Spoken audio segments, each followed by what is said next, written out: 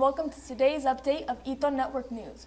I am your host, Elena Mosk, and this is The World Today. In Taipei, Taiwan, multiple protests have erupted in response to what is believed to be a propaganda campaign carried out by the Cabinet of the People's Republic of China.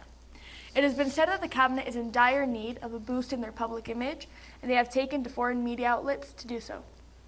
Many of our sources on the ground in Taipei confirm that the people of Taiwan are outraged at the move and feel forced to succumb to one ideology. Will Hong Kong be the next target?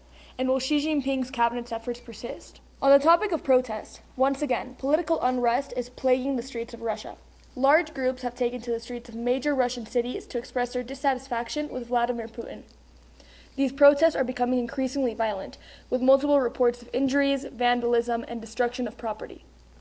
What will the Russian cabinet do in response? And will Putin's future actions heighten tensions? In an update on the most recent skirmish between Pakistan and India, the Pakistani cabinet is rumored to have moved troops to the Pakistan-India border in a series of military training exercises. It is unclear what these training exercises are for. However, given the current stance between both countries, several experts have their suspicions.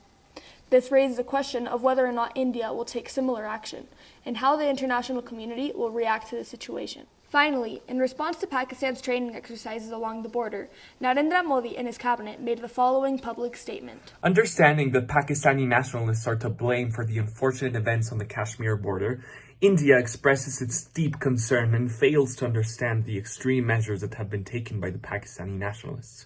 We are profoundly disappointed as our cabinet has tried to be reasonable and diplomatic regarding the instability between our nations. However, our first priority always remains the civilians and the protection of our nation. Thus, India has sent an investigation force to Kashmir, and it has been uncovered that at least 4 military personnel have passed away and 17 others sustained serious injuries. In response, we have increased the amount of military capacity in the region and secured our borders. India does not wish for war, but we are not afraid.